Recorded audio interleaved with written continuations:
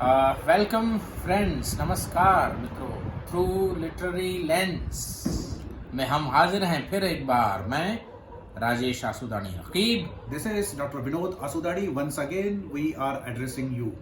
Yes friends, और आज Vinod ji Yes. आप कुछ नायाब लगता है कि कहानी लाए हैं मित्रों के लिए, जी बिल्कुल। जिस पर बात होगी। जी और ये कथाकार जो हैं वो बहुत प्रसिद्ध नहीं हैं, लेकिन बहुत गहरे कथाकार हैं। जी बिल्कुल। प्रियमवत। प्रियमन। तो और इनकी राजेश जी जी। इससे पहले कि हम कहानी पर आए, हाँ हमने और भी इनकी कहानियां पढ़ी है जी। और आप लोगों के साथ भी उन पर चर्चा करेंगे। हम्म। एक बात हमको समझना पड़ेगा कि कुछ लेखक खास होते हैं। हाँ। उनकी शैली विशेष होती है और उनका जो विषय वस्तु होता है और विषय को जिस अंदाज से वो प्रस्तुत करते हैं वो भी विशेष होता है। बिल्कुल। और उनकी रचनाओं के अंतर्गत आपको पर दर परत कोई ना कोई मायने, कोई ना कोई मीनिंग दिखाई देती है और वो जीवन के समग्र दृष्टिकोण को और दर्शन को हमारे सामने प्रस्तुत करती हैं। तो प्रियवंत जी का संपूर्ण साहित्य जगत भी ऐसा ही है कि जीवन का संपूर्ण दर्शन और दृष्टिकोण उसके अंतर्गत उभार के हमारे सामने वो प्रस्तुत कर देते हैं। बिल्कुल। शैली तो खैर है ही है, रोचक शैली है, पर जो कथ्य है, विशेष रूप से मैं कहूँगा जी कि जो उनका कथ्य है वो भी कहीं गहरे आपको सोचने पर विवश करता है। ये नहीं, कोई भी लेखक हो, कहानीकार हो, कभी ये नहीं कहता कि जीवन ऐसे जिया जाए, जीवन वैसे जिया जाए, या फिर जीवन की वास्तविकता को बस आईना दिखाना, यहाँ तक सीमित नहीं है किसी भी साहित्यकार का जो काम है। जैसा कि मैं कहूँ कि how life might be lived, many possibilities are there. And Many are every there, right? writer or every good poet opens up a new possibility. जी. He opens up a new window through which you can look at the life. You must have looked at the life earlier as well. Yeah. But you are looking at life through his window now. This is important. और उसमें मतलब वे लोग जो मुक्त रूप से नहीं सोचते, वैसे लिटरेचर जो है सोच को वसी बनाता है। It's a means vast of बनाता liberation है। of mind. Yeah, it's a means of liberation of mind। और जो लोग बिल्कुल तकियानूसी हैं, फिर वो ऐसे लिटरेचर को इंगित करते हैं और कई बार सेंसर भी करते हैं और कई बार कटाक्ष भी करते हैं। लेकिन हमें ये देखना चाहिए कि लिटरेचर जो है ये एक अल्टरनेट पॉसिबिलिटीज जो हो सकती हैं, या फिर जीवन के जो सबटेरेनियन करंट्स हैं। जी जी बिल्कुल। सबटेरेनियन करंट्स हैं जो या उजागर जो करता साइकोलॉजिकल इमेजिनेटिव रियलिटी है लाइफ जी, जी। उसको उजागर करने का प्रयास इस प्रकार के प्रियवन जैसे साहित्यकार करते हैं।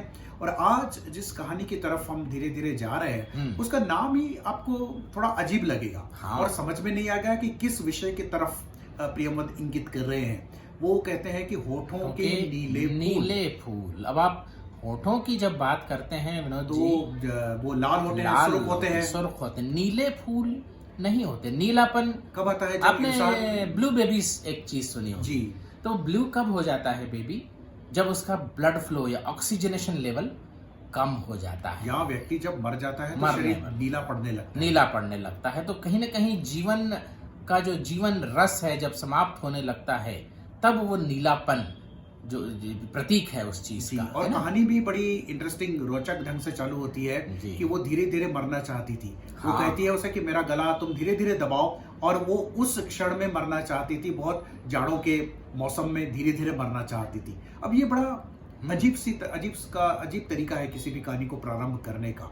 और धीरे धीरे हम दो पात्रों से परिचित होते हैं। एक बुबा है, उनकी उम्र नहीं बताई गई, लेकिन 25 से 27-28 हाँ। वर्ष की वो अनमैरिड वुमन जी। रही होगी जो कि कामकाज करती है। और घर पर उनके एक बाबा है जिसका ध्यान इसे रखना पड़ता है। हाँ। और फिर लेखक प्रथम पुरुष में बात करता है मैं, जो कि एक पहले छोटा बच्चा और यानी फिर 12-13 धीरे-धीरे साल का होगा फिर भी। किशोरावस्था में आ जाता है। और एक दिन वही पतंग के पीछे दौड़ दौड़ करके वो बुबा के घर पहुंच जाता है। और बुबा उसको कहती है कि तुम्हारी माँ तुम्हारा क्या ध्यान नहीं रखती, इस प्रकार के मैले कुचले कपड़े में आ गए हो। तो वो कहता है कि मेरी माँ नहीं है।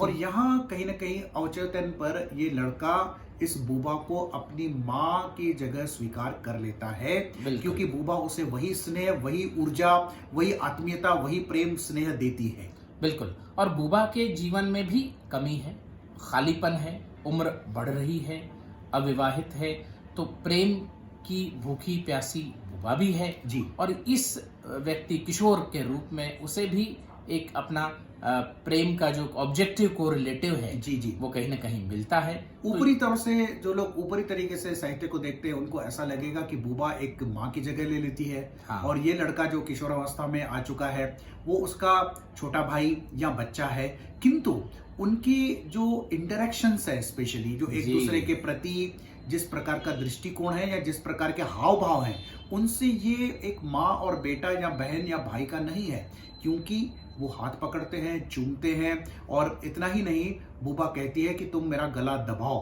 हाँ। और वो गला दबाता है, और जब उसको लगता है कि शायद वो सही में मर जाएगी, वो गला छोड़ देता है और फिर बुबा भी अपने दांत उसके गले में गाड़ देती है। तो यहाँ कहानी कुछ और दिशा में चली जाती है। These are the erotic actions and reactions. Yes. और ये जो प्रेम का प्रदर्शन कहें या प्रेम की अनुभूति कहें, ये एक अलग प्रकार के प्रेम की अनुभूति है। अब यहाँ 2-3 बातें मैं इंगित करना चाहूंगा विनोद जी। जी पहली बात तो प्रेम एक समग्र भावना है। जी, चाहे वो माँ बेटे का प्रेम हो, भाई बहन का प्रेम हो, प्रेमी प्रेमिका का हो या पत्नी पति का प्रेम हो, कहीं ना कहीं हमने इनको अलग अलग खांचों में बांट रखा है।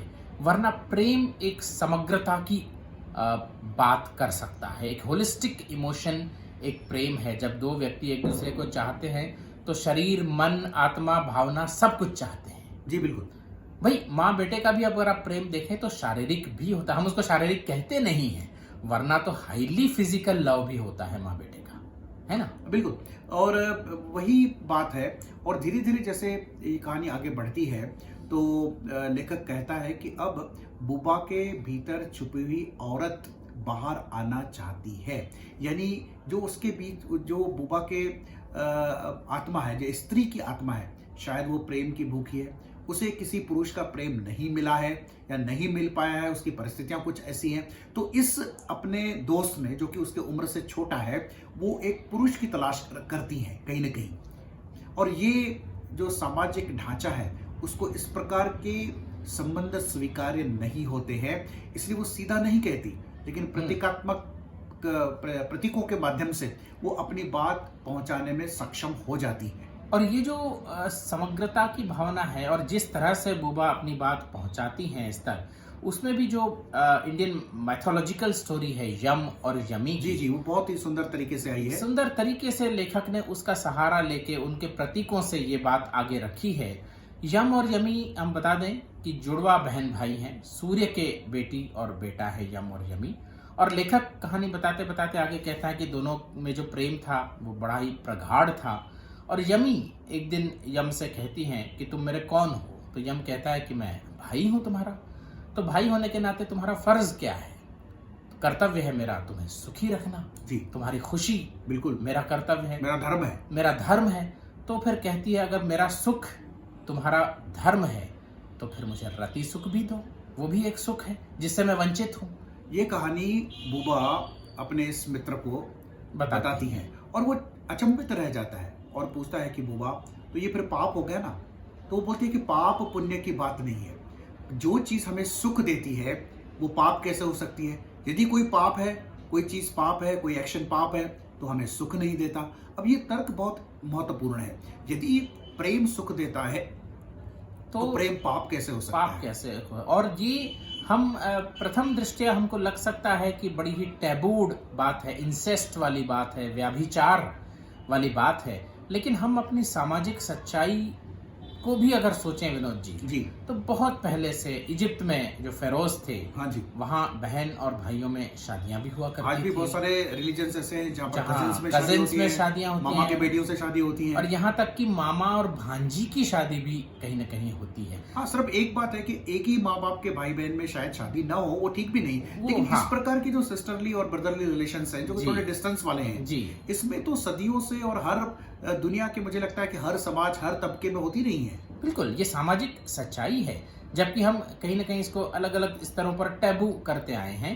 तो एक स्तर तक biological real brother and sister वाली बात अगर हम छोड़ दें तो बाकी उतनी असहनीय बात मुझे नहीं लगती है। और दूसरी बात, कहानी में ये जो बुबा है और जी। ये जो लड़का है, जी। इसका कोई दूर का रिलेशन नहीं है, वो पड़ोसी है। जो पड़ोसी हैं, बिल्कुल। और ये इवॉल्व्स, उनका लॉ पहले मदरली लॉ से शुरू होके और आगे आगे धीरे धीरे अलग अलग बदलता जाता है, लेकिन वो भी सामाजिक ढांचे में जकड़े हैं। सोच भी नहीं पाता है लड़का, धीरे धीरे और वो पूछता है कि फिर यम ने क्या किया, क्या किया। तो कहती है यम ने क्या किया यह महत्वपूर्ण नहीं है, उसका दर्शन महत्वपूर्ण है। जी। और हर मूल्य को, आज से लेकर तुम्हारे जीवन के हर मूल्य में इसी दर्शन को स्वीकार करो।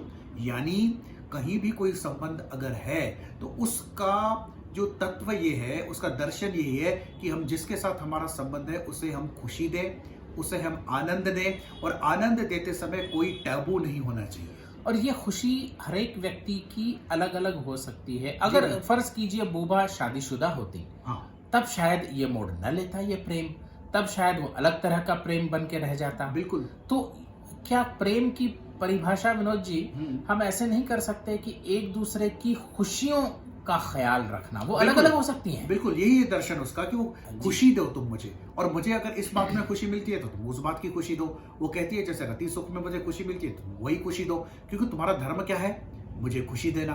फिर तुम ये नहीं कह सकते कि ये खुशी में पाप है, इसमें पुण्य है, ये अच्छी खुशी है, ये बुरी खुशी है। फिर आप उसको कंडीशनल नहीं कर सकते उसके बाद। तो ये एक ऐसा दर्शन है जो सहज रूप से हमारे चिंतन का हिस्सा शायद न बन सके, इसके लिए हमको अपने चिंतन का विस्तार करना पड़ेगा। और साहित्य का काम ही यह है राजेश जी कि हमारे चिंतन का विस्तार हो, हमारे संवेदनाओं का विस्तार हो, हमारे ख्यालों का विस्तार हो, हमारी सोच का विस्तार हो। और वही सही साहित्य है। जो साहित्य आपने जो किया, मैंने जो किया, उसको यथास्थिति अगर प्रस्तुत कर दे तो वो तो दुय्यम दर्जे का साहित्य हो गया। बिल्कुल। और भाई ये परस्पर खुशियों का ख्याल रखना, ये अगर अंतर्दृष्टि हमको ये कहानी देती है तो एक बहुत बड़ी ये इंसाइट है, बहुत बड़ी अंतर्दृष्टि है। कहा भी तो है कि तेरी खुशी से अगर गम में भी खुशी न हुई, वो जिंदगी तो मोहब्बत की जिंदगी न हुई। फिर बुबा उसे एक दिन कहती है कि आओ मेरे पास, और कहती है कि मुझे चूमो, और वो उसे चूमने लगता है। पहले उसी जगह चूमता है जहां पर वो अपना हाथ रख करके उसका गला दबाता है, और अचानक से वो उसको होंठ को चूमता है, एक बार, फिर दूसरी बार, और फिर तीसरी बार। तो बुबा को जो परम आनंद की जो महसूस होता है, जो खुशी महसूस होती है, जो एक सहरन महसूस होती है, शायद वो एक अलग लेवल की आनंद है, अलग स्तर का आनंद है। और वो एक नितांत एक स्त्री और एक पुरुष के बीच के संबंध का आनंद है। उसे कोई नाम नहीं दिया जा सकता। और बुबा एक जगह कहती भी है, रिश्तों को नाम दे करके हम उसको संकीर्ण बना देते हैं, एक ढांचे में ढाल देते हैं जहां से शायद वो बाहर नहीं जा सकते और नहीं जाना चाहते। तो ये जो प्रेम की समग्रता है, और ये जो प्रेम का एक दूसरे की खुशियों का ख्याल रखना, उसके प्रति प्रयास करना है, ये जो बात सामने आती है, जो मूल्य सामने आता है, और इन्हीं मूल्यों से मिल के ही तो दर्शन बनता है और व्यक्तिगत दर्शन भी बनते हैं। और यह मनोवैज्ञानिक सत्य ऐसा भी है, अगर फ्राइडियन तरीके से देखें तो ये जो एरोटिक डिजायर है, it is one of the fundamental desires of any human being, चाहे वो किसी भी कंडीशन में हो, किसी भी परिस्थिति में हो, चाहे किसी भी सामाजिक दायरे में रहता हो। तो एरोटिक डिजायर का सेटिस्फाई होना जीवन को स्वीकार करने जैसा ही है। तो इस प्रकार से एक फ्राइडियन सत्य को भी प्रियवंत अपनी कहानी के माध्यम से उद्घाटित कर रहे हैं। बिल्कुल। और जो उनका प्रेम धीरे धीरे आगे बढ़ता है और एक जगह पे आके कहते हैं कि हम दोनों के जीवन की निरर्थकता जी हम एक दूसरे को बांधे हुए हैं। तो देखिए, meaninglessness in the life of two people also can bring them together and create a meaning. Exactly, that is really wonderful. Here, this story, is elevated to the level of existential philosophy. तो meaninglessness है, लेकिन meaninglessness end नहीं है। Meaninglessness has to go towards meaning. Perhaps in this story it leads to a meaning which is not socially acceptable. Exactly, and it is not necessary that the meaning has to be socially accepted. If at all the meaning has to satisfy a particular criterion, the only criterion that the meaning has to satisfy whether it is capable of generating happiness and non-harm, general non-harm, general स्तर पर explicit explicit कोई harm न हो। नुकसान अगर नहीं पहुंचाती है वो चीज और आपकी खुशी उत्पन्न करती है, तो ऐसी चीजें मेरे ख्याल से मान्य होनी चाहिए, समाज में भी अब होनी इन चाहिए। दोनों का रिलेशनशिप में किसी को कोई नुकसान नहीं है, किसी को परेशानी नहीं है, लेकिन इनको पता है कि सामाजिक रूप से ये स्वीकार्य चीज नहीं है। कहीं ना कहीं वो चेतना में गहरे ये सामाजिक चेतना बैठी हुई है, और इसीलिए कहानी का जो अंत है वो बड़ा मार्मिक है। जी जी। कहानी का अंत सुबह वो जो बुबा के होंठ नीले पड़ जाते हैं, शायद वो मृत है, मृतावस्था में है या मरणासन्न है, और वो धीरे धीरे मरना चाहती है। शुरुआती वहीं से होती है की। तो ये जो धीरे धीरे हमारा मरना है, क्योंकि कई बार हम जो अर्थ क्रिएट करते हैं, मीनिंग्स बनाते हैं, समाज उनके लिए ओपन नहीं होता है कई बार। तो यहाँ आके ये कहानी समाप्त भी हो जाती है और हमें एक अजीब से बाउंडर में भी छोड़ जाती है। बहुत सारे प्रश्न अनुत्तरित छोड़ के चली जाती है कि क्या सही है, क्या गलत है, क्या प्रेम है, क्या समग्र प्रेम है, क्या आनंद की सीमाएं क्या हैं। ये बहुत सारे एक दार्शनिक प्रश्न हमारे सामने ये कहानी उपस्थित करती है, और इसी में इस कहानी की सार्थकता भी है और इस कहानी की सफलता भी है। तो प्रियवन जी की ये कहानी आप जरूर पढ़ें और अपने विचारों से हमें भी अवगत कराएं। ये आप ही का चैनल है और साहित्य को जन सामान्य तक पहुंचाने का कार्य हम लोग करते रहते हैं, और चाहते हैं कि आप भी इस चैनल की लिंक अपने दोस्तों के साथ, परिवार वालों के साथ, मित्रों के साथ शेयर करें, ताकि हमारी बातें दूर दूर तक पहुंचाई जा सके। तो दोस्तों, आज यहाँ पर इजाजत चाहेंगे इस वादे के साथ कि पुनः एक बार उपस्थित होंगे किसी नई कहानी के साथ, किसी नई कविता के साथ, किसी नई गजल के साथ। आप सुझाव भी दिया कीजिए, कौन सी विषय पर आप चाहते हैं, कौन सी रचनाओं पर आप हमारी प्रतिक्रिया चाहते हैं, कमेंट भी चाहते हैं, तो अच्छा लगेगा। राजेश जी, आज बस यहीं पर, आज रामनवमी का पर्व है, आप सभी को बहुत बहुत बधाई। नमस्कार।